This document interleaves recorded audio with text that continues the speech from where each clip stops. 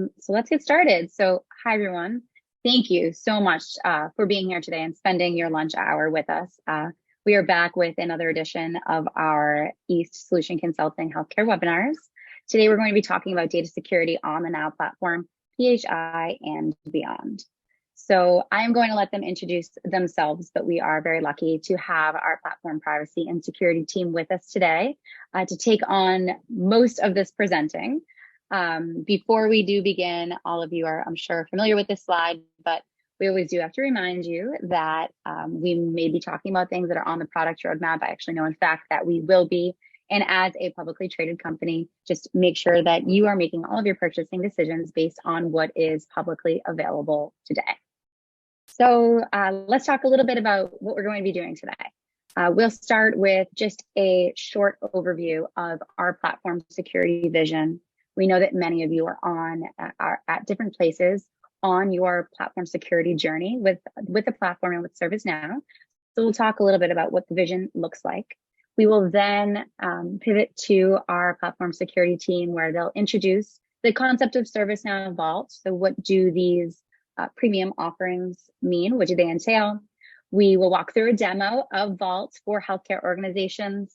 And then we'll talk a little bit about the resources that are available to you, as well as have some time for Q&A, hopefully about 10 minutes for Q&A. I do want to mention for the demo portion, we are going to be walking through a demo talking about creating cases for patients on the ServiceNow platform. So before we start doing that and start talking about that, I do just want to mention that we absolutely understand that so many of you are on different places in your security journey. Of course, we have many foundational offerings that are available to you that you're all using today. We also have our premium offerings. So for today's demonstration, when we create patient cases, we just thought that this would be the best way to show a large amount of PHI on the platform so that you can see exactly how the Vault offering works. Of course, we understand many of you are not doing that. Lots of you are using the platform for patient-facing and patient cases. So I just wanted to make sure that I call that out before we get started. So as far as who's going to be talking today, I'm Lindsay Callahan. I am an advisory solution consultant in the Northeast, so I cover all of the Northeast. I am joined by my manager, Marjan. She's the manager of all of us on the East for healthcare. And then Furqat, Jared, and Taylor, I'd love to let you introduce yourselves since you'll be doing the bulk of the talking. Thank you, Lindsay. I appreciate it for inviting me for this session. Hi, everyone. Thanks for joining this session. My name is Furqat Salim. I'm a outbound PM in platform privacy and security team. Thanks, Furqat.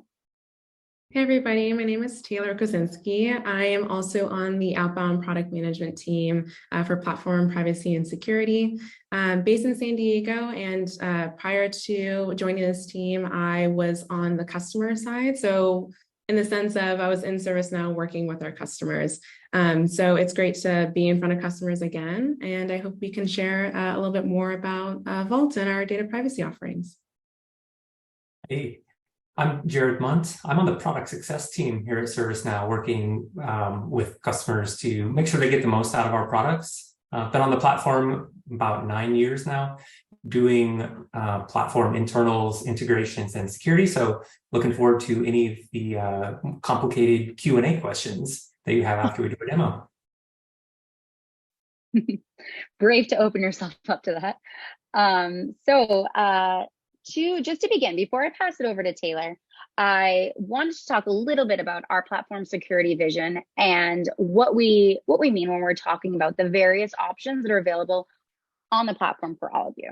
So of course, hopefully all of you know that at ServiceNow, protecting our customer data is absolutely a top priority. Different customers, and all of my customers really, I know in the Northeast, have different use cases. So we really provide you with a range of options to fit your needs. So what you all have in common, all of you on the platform, is that you are using the Now platform for cross-functional and cross-enterprise workflows. And there really is a need to ensure that you are working with a secure platform. So I like to think of security in general on the platform as having 3 pillars. So we have those out of the box, free foundational elements about the platform that are available to you. So you can think of that as almost the bottom of the triangle. Things like encryption in transit, things like ensuring that you have advanced high availability architecture and your multi-instance capabilities. Then above that, we have some configurable options that are still available for free on the platform. So many of you are using roles and ACLs and different kinds of security options to ensure that the right people are seeing the right information. So sort of what this slide says. And then we also have a variety of premium offerings that Taylor, Jared, and Furqat will be talking about today that many of our customers with lots of changing atmosphere, especially in industries like healthcare and finance, are starting to turn to today.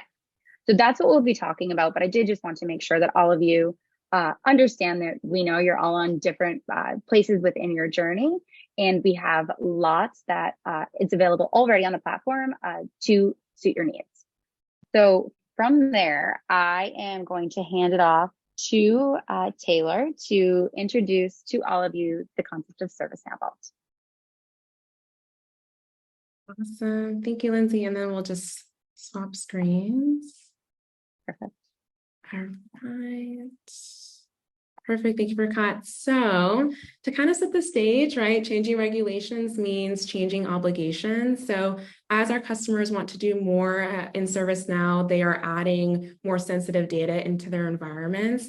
And so essentially what we wanted to give you guys as like a high level overview is, you know, our team is platform privacy and security. So our offerings really apply to all of the workflows and BUs that we have here. But we really did want to focus today just on employee data and customer data to kind of narrow down the topics. So when we're looking at, you know, overall, as we add more sensitive data, we really want to, you know, share and encourage a type of security excellence, which is, you know, from day one, from the planning stages of like, okay, we are thinking about building this application or having this sort of workflow. How can we incorporate security practices to make sure that, you know, everybody feels comfortable and it's truly scalable in the way that is the most efficient? And so I will, and then, yeah, next slide here.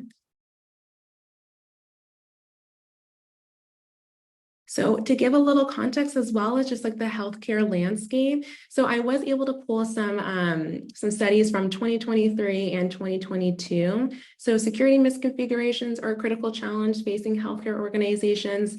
This was really enlightening for me to learn about it too. When we talk with customers, we always want to get an idea of what they might be focusing on. And so to give, you know, a high level figure, 80% of healthcare data breaches that were reported to the HHS was accounted for by hacking, while only 15% was by unauthorized access. Another thing too, there's been an increase by 45% of healthcare data breaches that were attributed by hacking over just the past 5 years. And 36% of those healthcare facilities or healthcare facilities in general that were reported to the HSS had an increase in medical complications owing to ransomware attacks. So this kind of gives context as well, because when we think about, or when I think about, healthcare, I think about regulations with customer data, but it's regulations and making sure that we're protecting against bad actors in different ways. And so I will pass it over to Furqat, who will give an overview of ServiceNow Vault, and then we'll kind of dive into how we can help address those solutions for you guys. All right, thank you so much, Taylor. Appreciate it. Let's talk about Vault. What is Vault and what is ServiceNow Vault? It is our marquee security enhancement suite intended to provide additional layer of security and privacy capabilities for the Now platform, and it consists of 5 key security elements. 1, platform encryption, native, standards-based, data at rest encryption with customer controlled key lifecycle, which allows organizations to comply with industry mandates. 2nd, data anonymization to ensure data privacy by classifying and anonymizing specific data fields containing personally identifiable information, or PII. 3, the secrets management to securely store and control access to credentials in ServiceNow like passwords, certificates, API keys, and the tokens. The 4, code signing to validate authenticity and integrity of the software on the Meet server. And the last product is called Log Expert Service, or LES, which improves security threat monitoring with easy integration of ServiceNow system logs into a larger enterprise security analytics system, for example, the Splunk Analytics. This comprehensive security solution has been packaged to make it easy for organizations to order and consume the solution. Let's talk about a little bit more around the platform encryption. So what is platform encryption? Platform encryption addresses the key customer need of balancing how customers protect and share data in the cloud by ensuring ServiceNow data is encrypted at rest with only authorized users who can access it. It consists of 2 encryption products. 1, cloud encryption, and 2nd, column-level encryption enterprise, otherwise known as CLAY Enterprise. Let's look at some of the underlying fundamentals to understand the customer value and the differentiators for the platform encryption. Cloud encryption works at the database level, meaning all the data stored for the customer instance at this level is what we call encrypted at rest. The protection this is giving, similar to our older products like database encryption or full disk encryption, is that if a hard drive was physically stolen from our data center and someone tried to plug that hard drive in outside of our data center, the data would be encrypted and unreadable. This is great protecting the theft of physical piece of hardware. However, this doesn't give any additional encryption protection for the app itself if someone is logged in.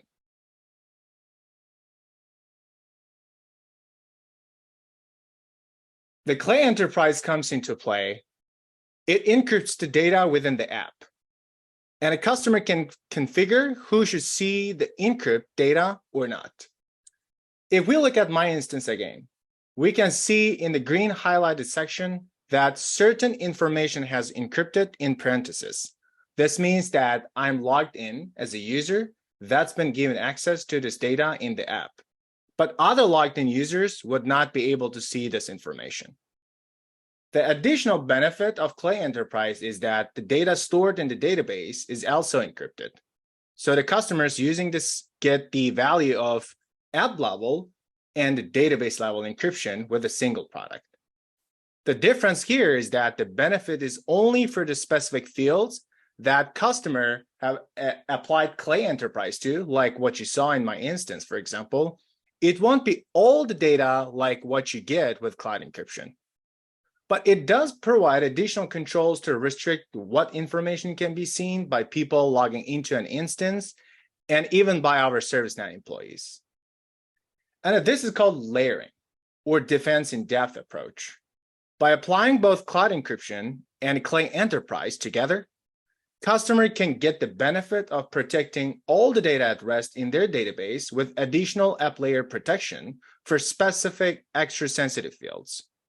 And for where they're additionally concerned about who from their end or our end can access that data. Both of these products also have customer managed encryption keys that they can control from right inside their instance with no need to interact with anyone from ServiceNow. Finally, remember that a competitive differentiator for us is that we can provide this app layer protection encryption while still allowing those encrypted fields to work with app functionality. Let's talk about ServiceNow Data Privacy, which is the second product of Vault Bundle. ServiceNow Data Privacy provides a tool to protect sensitive data like PII and a PHI by using data discovery, classification, and anonymization capability to specific data fields or user to ensure the privacy of confidential data and increase regulatory compliance. It consists of 3 major components: data discovery, data classification, and as well as data anonymization. Both data discovery and classification feature really help users to discover and understand their confidential data properly with the right data classes before it gets anonymized. The data anonymization give users the ability to redact sensitive information in ServiceNow instances by using the right tool and techniques. ServiceNow Data Discovery is a new feature that we introduced in May as part of data privacy. What it really does is to identify the sensitive data by applying intelligent discovery capability to the table we target and find what data we have, where it's located with classification statuses as well. It also elevates compliance level and reduce risk by identifying sensitive data and avoid potential threats and a negative impact to your brand. Data anonymization gives users the ability to redact sensitive information in ServiceNow instance by using the right tool and techniques. And the data privacy, including data anonymization feature, has two main use cases. One, the first use case is GDPR right to be forgotten request. Let's say an employee leaves a company, or a customer of ours has their own customers, like think customer service management, for example, where they need to anonymize customer data. You can select a user and anonymize PII or PHI associated with that user in a production instances. The second use case is to anonymize sensitive data going into clone or sub-production so that the information is not accidentally shared with third parties or as part of delegated implementations, such as with system implementers. Delegated development in a customer software development lifecycle, or SDLC, the production environment has all the real data, including PII and PHI and more. And in order for these other instances to be used properly, they also need data, most often copied from production environment, in order to provide the most realistic way to test new configurations. But if we copy information from production environment, that usually means we're also copying PII and PHI and exposing it to the development teams that they may not need to see it, or technically they shouldn't see it. These dev teams in these other environments can be full-time employees of the company themselves, or they could be the third-party contractors working outside of the company, or even country. So where the development is occurring in. And so the customer can use the data anonymization to natively de-identify the PHI and the PII associated with the information they're pushing down into these lower environments. This ensures that these subprods have the legitimate data that they need for configurations and the testing without exposing information they shouldn't be exposing outside of production environment. With that, I'm just going to go into the demo. So for the sake of this demo, I created 3 different persona, and Lindsay explained earlier as well that, there are certain, the goal of this demo is to just kind of like how to reflect and anonymize and protect some of the sensitive information that we're using in various different applications. And I'm sure that each of you might have different solution as well as the way of creating some sort of procedure request. But for the sake of argument, I created three persona to reflect some of the data privacy there as well. The first persona that I created is Mike Salem, who is a hospital staff responsible for creating a case for patient. The second persona is John Jones, who is a case scheduler responsible for monitoring the open cases with different statuses. And the third persona that I created is the Tom Holland, who is our IT admin responsible for maintaining IT platform as well. So with that, let's jump onto the demo itself. So here, this is Mike Salem, who is responsible for creating some procedure requests on this portal, what we call a healthcare life science tool that ServiceNow recently created.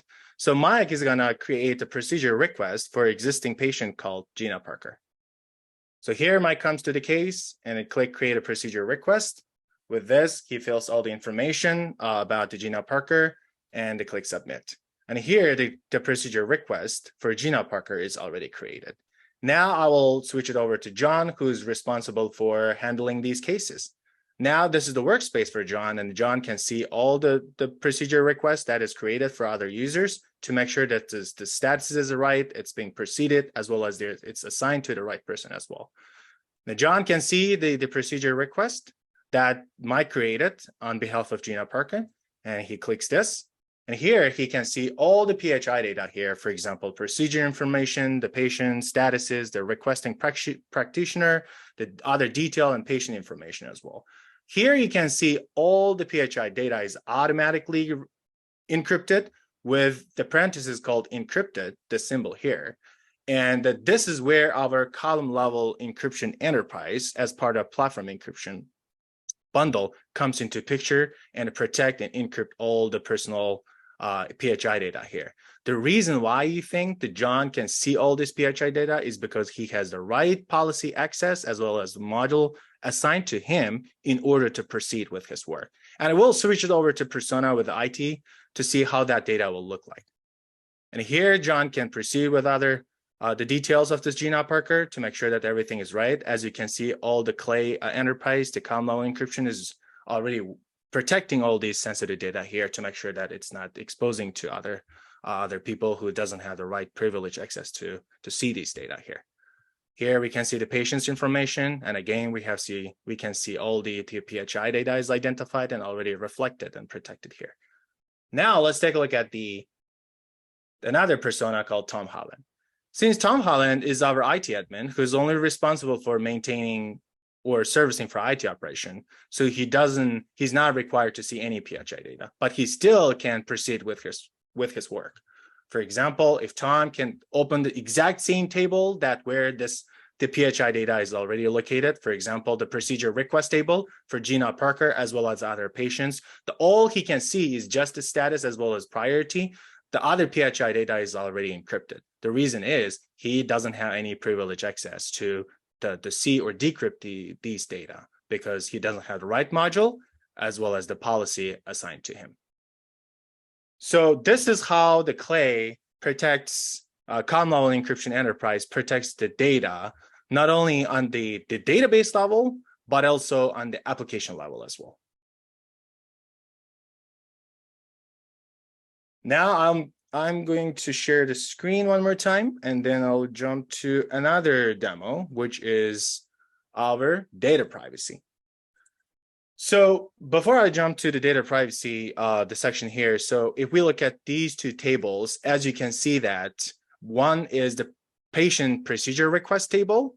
This is how the data privacy will come into picture based on the tables and column anonymization. For example, if you look at the mobile phone number on the left side, this has a mobile column that has all the mobile phone number with the original value there. And after data privacy takes place with using all the anonymization technique, this is how you see on the right side bottom, the mobile phone number is already redacted and replaced with all the different text.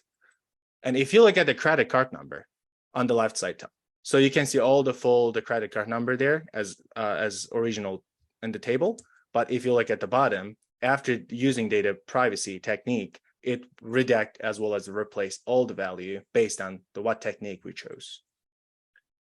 And for GDPR, right to be forgotten request, which is the second use cases that I explained earlier, if you look at the table, which is the user table where you can find all the users' information, for example, if you anonymize some of the users' information due to they requested that the data has to be completely removed or anonymized, the one on the left side is the original table, and the one on the bottom is the table how it looks like after anonymizing some certain users' information. For example, the first and second user, Mike Salem, as well as Abraham Lincoln, we anonymized the personal data.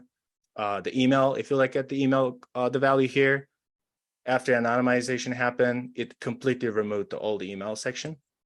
The employee number is already removed as well, and the mobile phone number, as well as also mobile phone number is removed as well. So this is how we apply data privacy to the second use case is right to be forgotten request as well. And again, it's up to the company itself to see how much the personal information or data that we can remove. So for the sake of this the demo, I just removed the columns here, which is email, the employee number, as well as mobile phone number. Here, let's talk about the data discovery.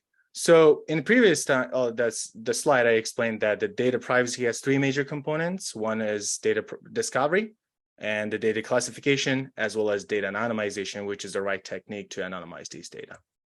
So for the data discovery piece, like there's three major components that we need to pay attention. One is data pattern, which is the data discovery, the logic that we will use for data discovery job to run when it scans the table, the target table when we decide to anonymize.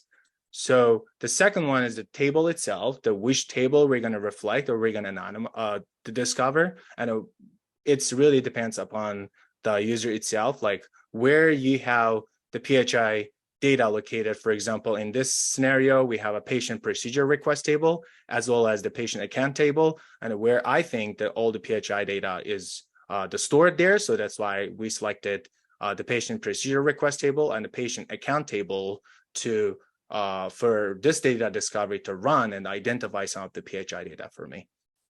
So the third part is dictionary entry, which is literally the column itself after the scan and that happens. So data discovery will populate based on the pattern as well as the target table that I selected with all the information that matches with this pattern as identified in the data entry section. So these are the PHI data that data discovery feature found for me after I run this job. After we found all the data discovery job here, so the next piece is classification. So I have all the PHI data, which is I already identified and found. So next, what I would like to do is just to classify them. After I classify it, status will change from new to classified, and these are the data that I will use as part of anonymization. So the second component is classification. So here, I just classified all this data after I found where those PHI data is located. And now you can see the table itself and a column name that the data discovery job found for me with all the classification name as well. And for the sake of this demo, I called all these classification as confidential. And again, it's up to users to mark them as confidential or PII or PHI or many. So there are two things that we need to pay attention. The data classification is a prerequisite for using data anonymization to redact the data. So in order to use the third component of data privacy, which is the anonymization, to put all the right techniques to anonymize those data, we have to classify those data that we would like to anonymize. Any unclassified data cannot be anonymized with these techniques if we do not classify them properly. So here, these are the techniques that the first row, the 5 techniques, which comes out of the box as part of anonymization. And the bottom 3 is the one that I customized and created for the sake of this demo. I created 3 customized techniques that I will use in the next part. The one, anonymization credit card. The second, anonymized email, and the third, the customer phone number. And it's really up to the users to use either they can create their anonymization technique by their own, or they can use the one which is on the first row, the 5 out of the box components as well. Hey, Furkat, I think this might be a good time.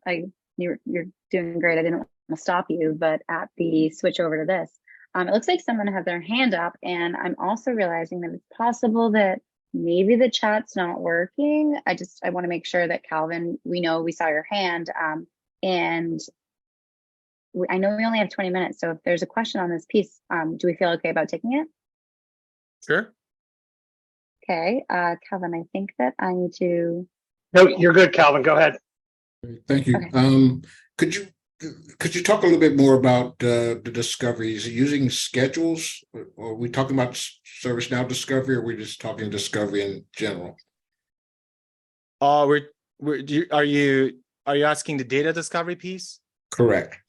Okay. So can you repeat your question one more time? Do you want me to explain a little bit more on this? Well, I just want to know, are we talking about using the discovery tool within ServiceNow for the data discovery? The data discovery is the new release product as per the data privacy in major release. So this is part of like the data privacy. We used to have classification as well as anonymization feature, but now we have the data discovery added. That really allows users to just kind of like to scan through all the tables where they think the PHI and the PII resides without manually checking the whole thing. So as long as they had select the right data pattern, as well as target the right table, the data discovery job will run all these tables based on the data pattern that we created, and then populate all these the PII and PHI columns there. And Yeah. so for Yeah, Scott, just to Good question, but I will jump in and say, yeah, similarly named, but completely separate from the ITOM discovery that populates the CMDB. Got it. Got it. Thanks, guys, for the clarification. Appreciate it. Didn't mean to hold everyone up. No, that's a good question. I'm glad you asked it. And I wanted to make sure that you all know that I don't think the chat's working. So if you do have a question, raise your hand. And then Furqat, before I let you continue, we have about 20 minutes left. So maybe we'll just keep the last 10 for Q&A, and Furqat, you can take the next 10, and Taylor will skip her resources piece and we'll send it out via email. Does that sound good? Sure. I will. Okay, You want me to pass it awesome. over to Taylor?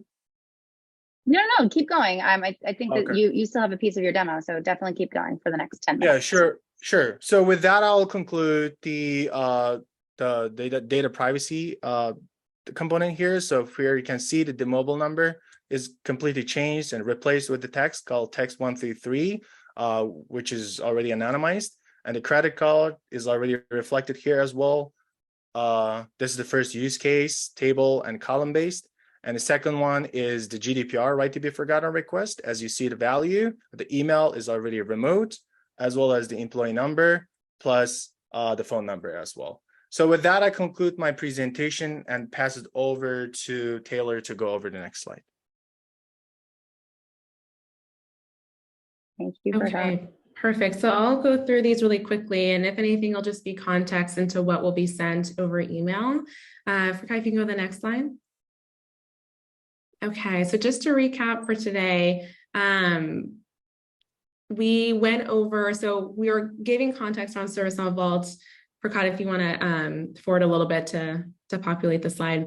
So within ServiceNow Vault, there are currently 5 products. It's platform encryption, data privacy, which is what we went over today. But we also have log export service, code signing, as well as secrets management.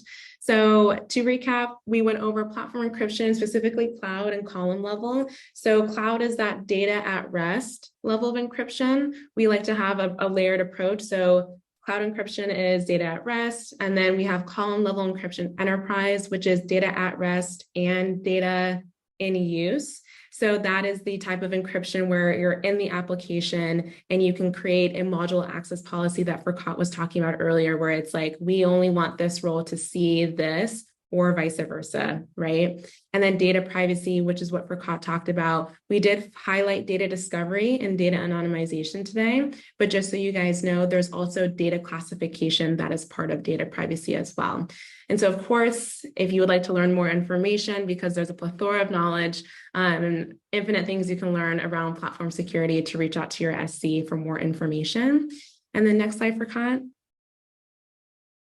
This will give a little bit information. This is a really common question we get, and we didn't see it come up yet, so wanted to get in front of it, is what is available to us right now, even if we're not a ServiceNow Vault customer.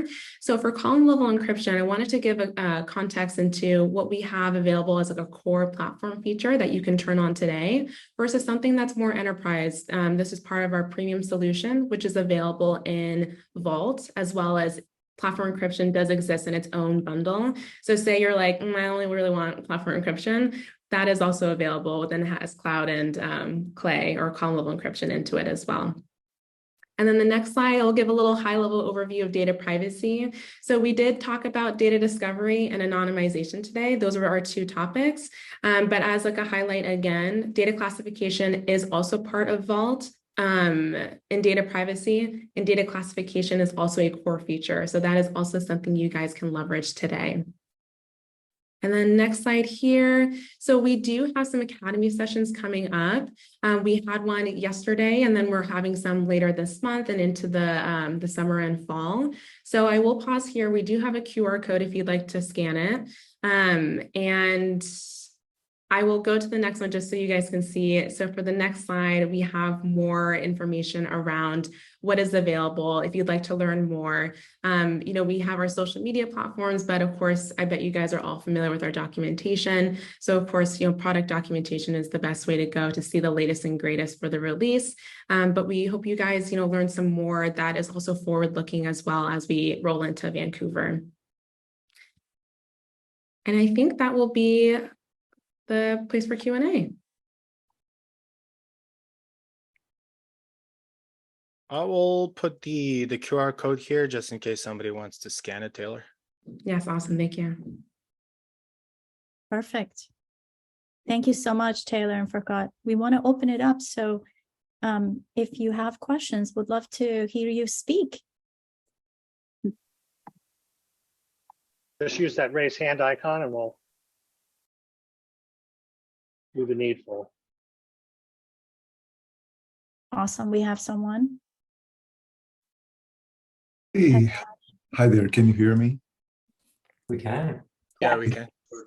So, does the testing work like it's supposed to? Data anonymization, or would it work differently? So I'm talking about the automated test framework.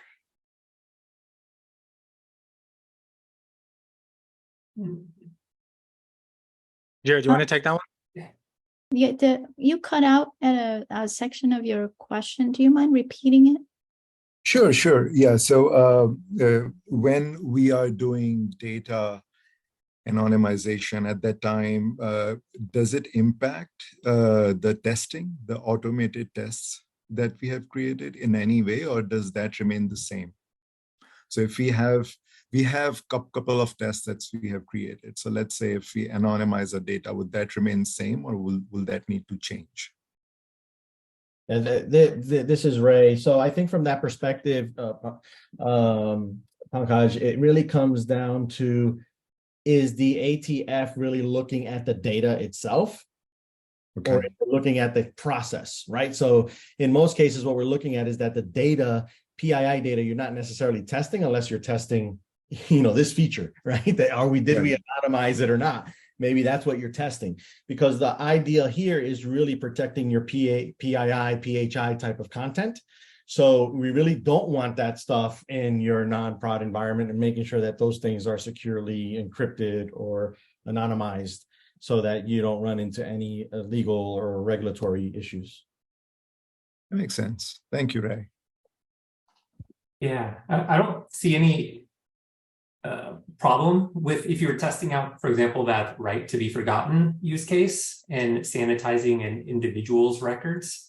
I haven't personally tested it, but I don't see any issue with ATF should be able to anonymize or sanitize that user, and then ATF would roll back and then put everything back to where it started. So you'd be able to run multiple tests on the same user. So yeah, I think both use cases should be compatible. Thank you. Young Q, go ahead. That's me, Brian. Can you hear me? Yes, We can.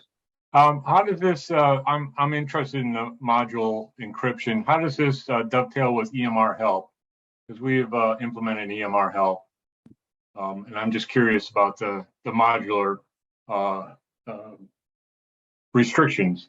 Because for EMR help, what I had to do, because we're talking about, for those people who don't know, we're integrating with Epic. And so in order for the clinical people to use it, you basically had to give everyone the modular role so that they could get into the portal. So it kind of, in my view, it kind of defeats the encryption part of it, because if everybody has the module role, everybody can see it. So I'm a little curious about not necessarily the anonymized part of it, but the modular encryption part of it. Yeah, I'm not personally familiar with EMR, but I was just going to say, Jared, that's the product where we are embedding a service portal inside the electronic health record, so that clinicians can open an incident regarding issues with the electronic health record from directly inside it, as opposed to going to the service portal or giving the help desk a call. Yes. So there's lots of customers are concerned about the fields within the electronic health record because they can contain patient health information. I think Brian, from the perspective of what you're looking at, think about who you're giving that modular access to. You're giving it to the clinician, so they already have NDAs in place with the organization to actually see that data. So they're already working in the EMR where they're seeing the PHI data. So this is just being passed. So they're already in Epic. They already have access to that type of data. So yeah, you would give them access in order to submit that. Again, when it comes back to the people that are processing that data, that's probably where you would really try to highlight, well, now from a support perspective, who are the individuals that have access to this is probably where you want to add restrictions. Right. We have the help desk people and anybody on the flow that needs to get the ticket downstream. So yeah. Technically, everyone that has access is authorized for that access. Now, right. Someone from, your messaging team, right, shouldn't have access to that data. They probably not in that process. So technically speaking, right, if they have access, then they do have access to that data and they should have visibility to it. Okay. Thank you. Yeah. I will add one thing about just a product agnostic comment. These module access policies are able to be configured where the submitter can insert data into an encrypted field and also an encrypted attachment and not have access to view it after it's in the database. So you could open up, the entire organization to be able to submit any kind of record and it would be encrypted. The downside is the submitter would not be able to see that, but then most of the time that's not an issue. So I'll throw that out there as well. That's interesting. I like that. Thank you. Michael P., go ahead and unmute and ask your question. Hi, thanks everyone. We currently are having column level encryption and ACLs for keeping some of our PHI information. We currently have some business logic that's identifying PHI information that's being put into fields through our service request or via the incident itself. Is that anywhere in the data discovery or in classification where the system can help identify PHI being entered into selected fields and redacting that information? So Furqat and I were talking about this, I think maybe a month ago. Unfortunately, that's not that real-time detection is not part of the Data Privacy 1.0 release. I won't make any promises about what's coming in the future, but there is another plugin on the platform called Sensitive Data Handling that is paired with the virtual agent plugin that does have a real-time API that you could run the work notes. You could run short description, those sorts of things, and detect whatever type of sensitive data based on a regex configuration. So that plugin, it is an extra business logic step, but that plugin can help you detect that in real time.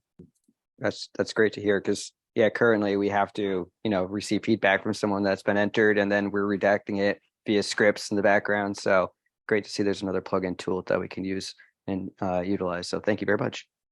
Yeah, and to add on that, Michael, just data discovery, in Vancouver release, we're going to be having full scan feature, which is similar to the one that Jared just highlighted for sensitive data handling. So it scans the whole table and identify those the PHI and PII data. Great, looking forward to it. Thank you, everyone. Sure. Thanks, Mr. Pomprian. Mark Grieker, go ahead. Hello, everybody. Glad to see all these smiling faces again, Ray and Lindsay. I have a quick question. So here at New York Presbyterian, we have a different Epic Help scenario where we take a screenshot and we load it into a local encrypted server. Can this new Vault tool store images and then create hyperlinks within the incident record? Yes, this column level encryption product that was discussed handles a variety of fields, string fields, URLs, dates, things like that. And it also does handle attachments on the platform. So whether it's stored on that table with the record, or if you have a separate table to store all these attachments and you link to it from, through a reference, the column level encryption should get you there. And Ray, my next question. So Vault, is it expensive? Never mind, I'm with you. I'll talk to you later about that. Sorry, I couldn't get off of mute, Mark. I couldn't get off of mute there. We'll speak to John.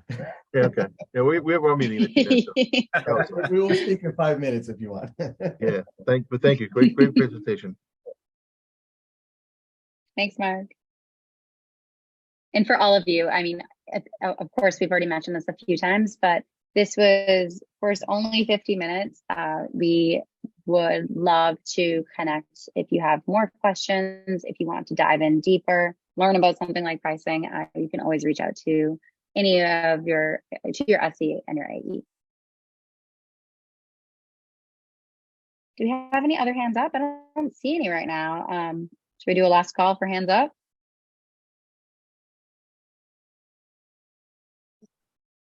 Lindsay, while the questions coming in, if any components the team is interested in learning more about it, that they feel free to just scan this QR code, and we're going to have very granular level of the demo based with the use cases, including the healthcare industry, with all 5 different individual components as part of this Academy session this year as well. All right, well, if there are, I don't see any other hands up. So I think that it would be more than fine to give you all 4 minutes back. Again, as always, thank you. It always blows us away how many attendees we have. We are so grateful that you've spent your lunch hour with us. And again, if there are any follow-up questions, any requests for further conversations, we are happy to support. So please just reach out. And with that, I'll let you all go. Have a great rest of your week. Everyone. And thank you, team. Thank you so much for your time.